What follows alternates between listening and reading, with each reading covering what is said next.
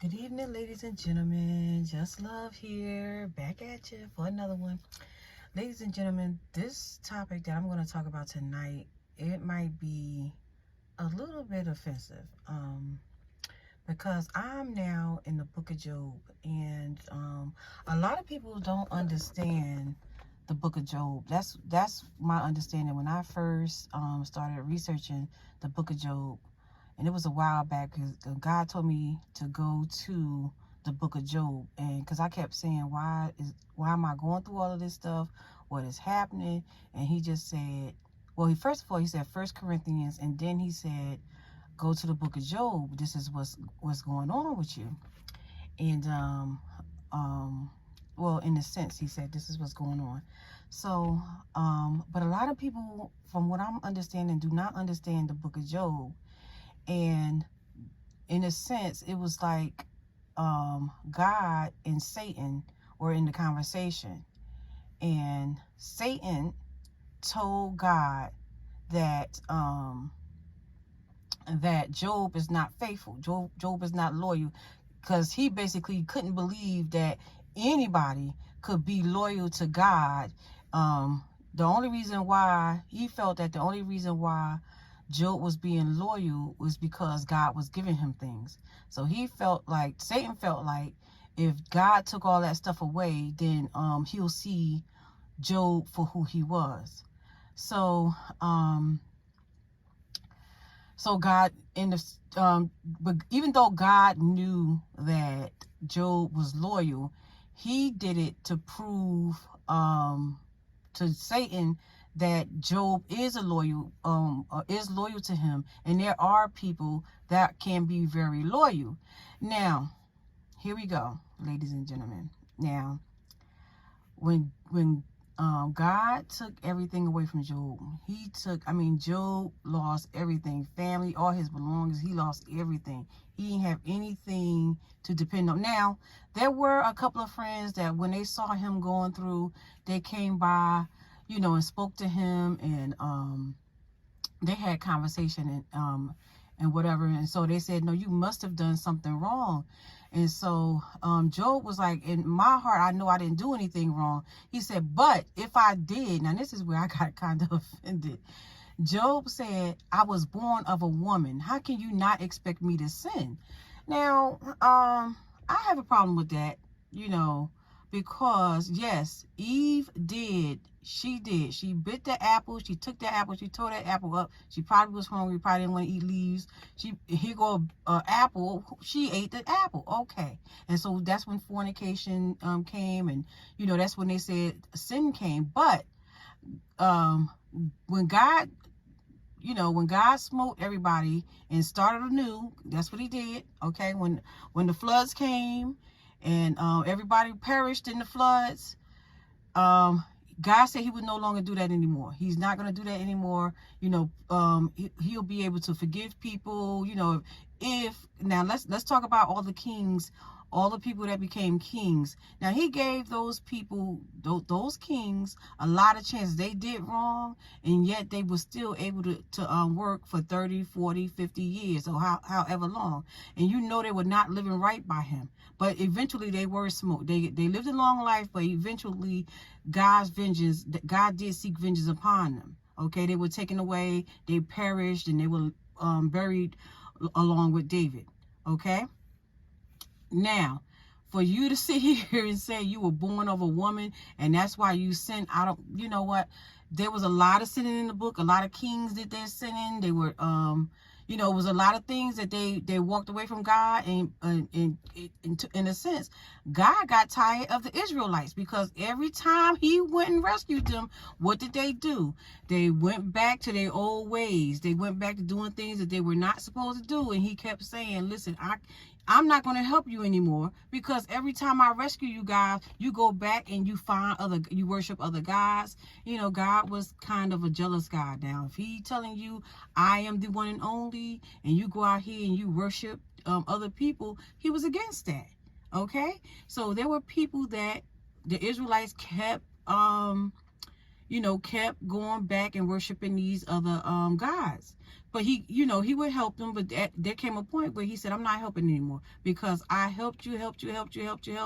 And then you guys are still not listening to me. Okay. So that's my problem with, with what he said there. He was born of a woman and that's why he's sinning. Well, you know, there's plenty of men who done wrong in the Bible. But you know what? It goes back to what I was saying about Vashti and how her saying no. You guys, you have to realize how powerful that was, because during those times, men took care of the woman. You know, all his riches. I mean, there were some women who were born into I don't really know her background. I do really need to look up Vashti's background, but I don't know whether she was born into wealth or not. But there are a few women who were born into wealth and things like that. But you know, she lost a lot when by saying no to the king, because she didn't want to be put on the pedestal for whatever reason that day. She just said no. Now, and I'm not trying to go against the word of the Bible. That is what happened. If Job is questioning God because he felt like he was being mistreated, he questioned his whole existence. He was like, why am I even born? He had so many questions. He was upset. He was depressed. Okay. And but we all know the ending of Job. Job did get back double portions when God took it all away, but for his faithfulness, God gave it all back to him in double portions. So I'm just saying, sometimes people, you do feel like the end of the road is, you know, you lost everything, you lost everybody in your life, and there's a lot of things going wrong.